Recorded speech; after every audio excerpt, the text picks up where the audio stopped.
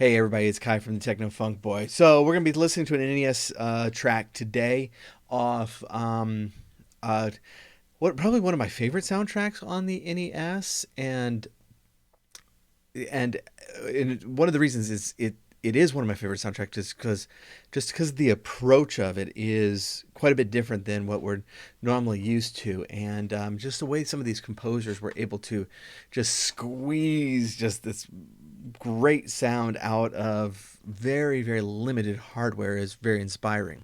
This is Battletoads, and the composer was David Wise. Now, this is a game by Rare, and Rare made some fantastic games back in the day, and David Wise was the sole composer at Rare for the first many, many years. And so his name gets attached to just these amazing, amazing early games, and he did some great, great work on some of these soundtracks. So the track we're going to listen to today is the Turbo Tunnel track. And I'm picking this track because of something really interesting that Wise is doing that most composers would not do, and it really kind of goes to how good he is at pacing the game, at bringing you kind of getting you to a level of excitement, but continuing to build on that. And this is one of those tracks. So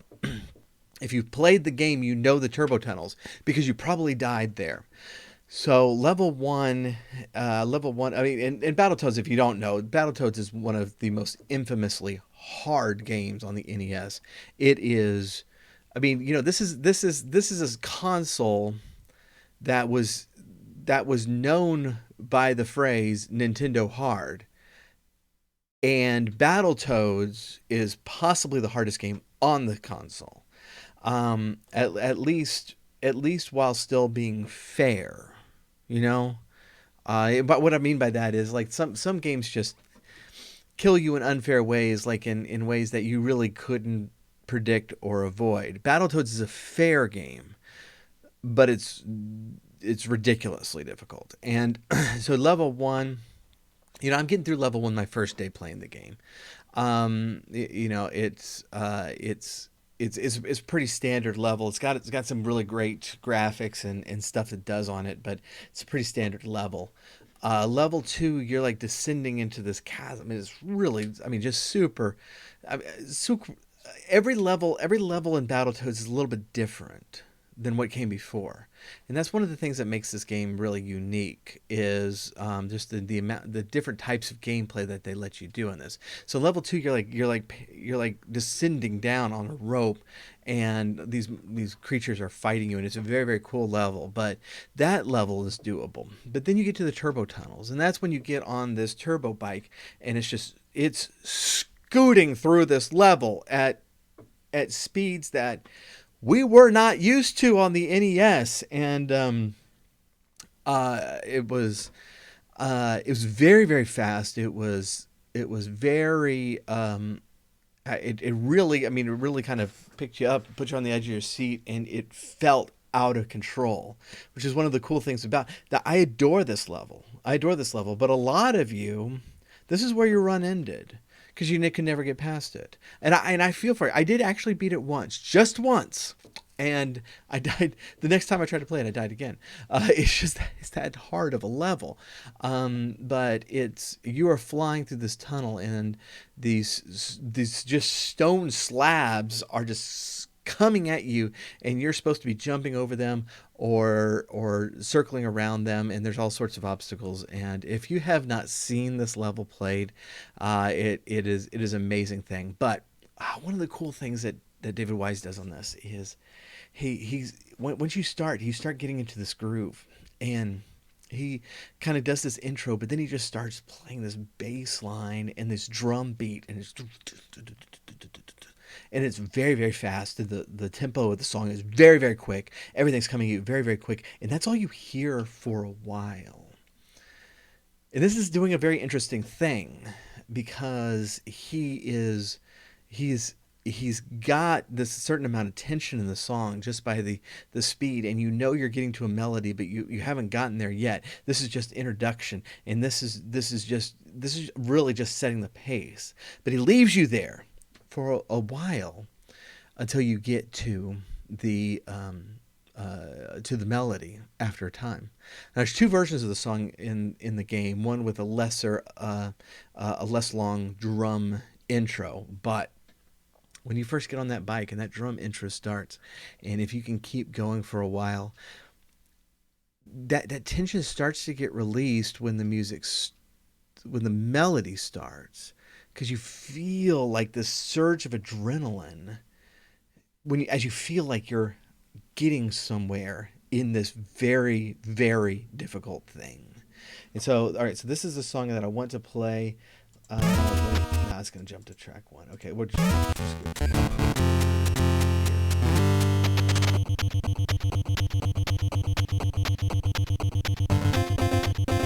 was the wrong one.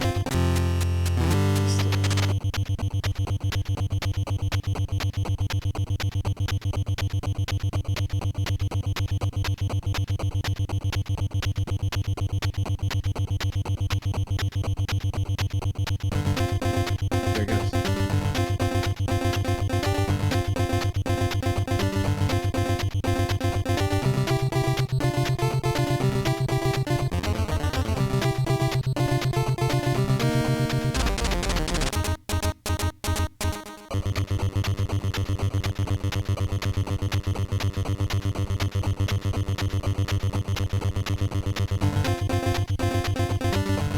All right, there we are. There we are. All right.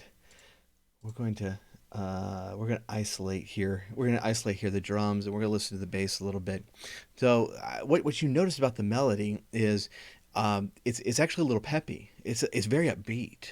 It's not, and this soundtrack is known for its like really kind of murky basses, and just everything's kind of in lower register, and everything's kind of hard rocking, and this is a bit more pop than we're used to. But that's where that kind of surge of adrenaline comes in, because if you've gotten that far, and if you haven't played this level, I mean, people who've played this level know to get to that part after that extremely long drum intro is difficult. This is not a level that gets you to the end of the level and then pulls the rug out from under you. No, the first several times you play it, you're probably not going to get to that melody at all. Um, and so when that comes in, you start feeling that you're getting somewhere. And then it shifts. You know, it's been on that one note the entire time, and then it shifts, and and it's another one of those just little pick me ups. It's like I've gotten somewhat farther. So this song actually has these like real points of distinction that you really feel as you're playing it. But let's just check out that drum part first of all. Let's get to the track again.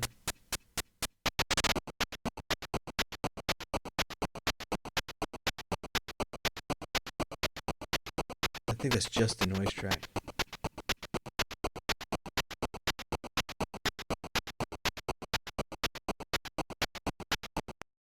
Okay. All right. So the noise track, it can only do one sound at a time. And so it just picks the most prominent sound. And you'll notice that all that's essentially the same sound at a different pitch. It's just that kind of crunchy, you know, sound.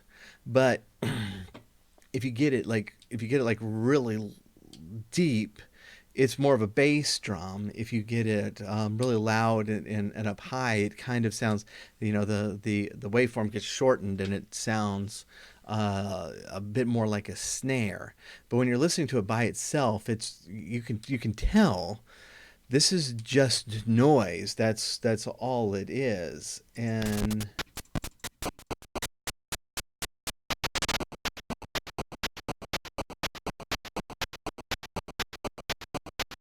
Yeah. All right. So we will. This is the bass part. All right. So you had that long notes at the beginning, but this is just 16th note bass.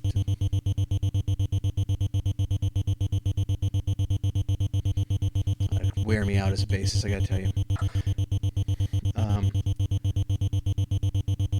this is going to be pretty much most of the bass part. So this is where we shifted. We shifted it, right? Let's play them both together.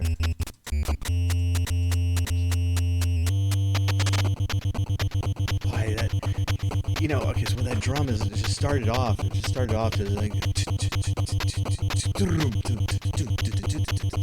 All right, so you can, even though we're just using a noise track, you were just using that crunching sound.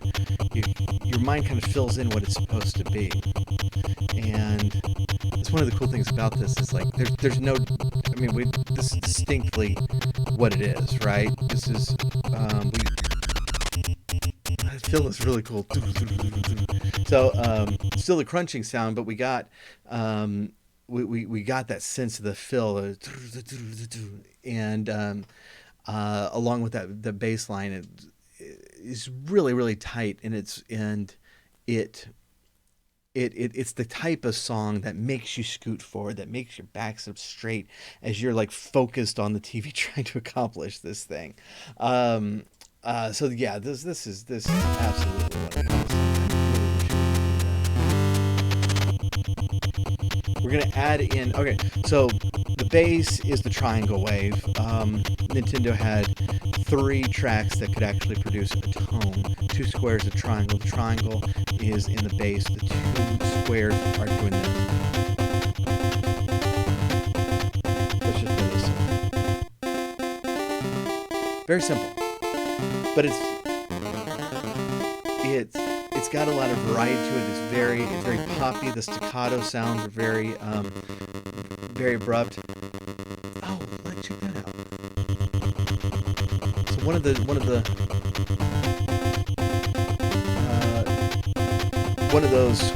square waves started playing the 16th notes along with the bass. It's very cool. That's a nice touch.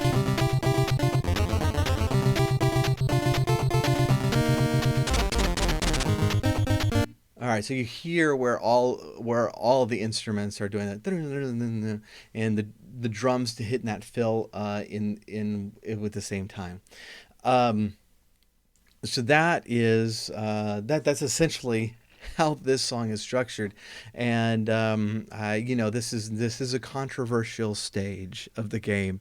I it has caused the deaths of many controllers, of systems, of people checking the cart itself, and it's also one of those stages that has embedded itself in video game history as something that was important, as something that was creative, and interesting, and so it's actually one that I really like, but I also know that this is not this is not a fun moment for a lot of people, and that's totally cool. If this was not your bag, then that's fine.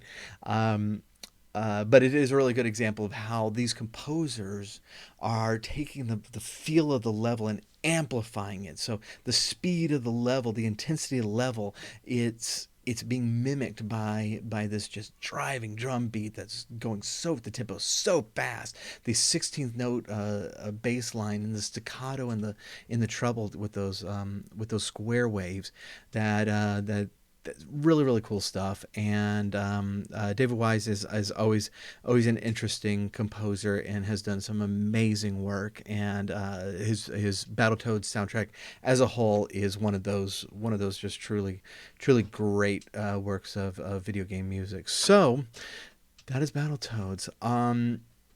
If you've gone this long in this video, then and you have not subscribed, then you need to, because this is obviously something you're interested in and something that I'm interested in, and so please click the subscribe button. Please give it a thumbs up, and leave a comment, and please do share. We For those who are watching this as it comes out, this is Thanksgiving week. I don't know that I won't have a video later in the week. I hope to, but Thanksgiving is always one of those things that it. It interrupts plans. That's really what it is. It's just a plan interrupter.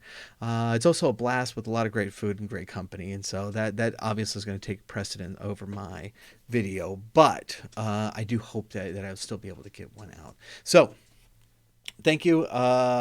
Like, subscribe, comment. We'll be back hopefully later this week. Bye.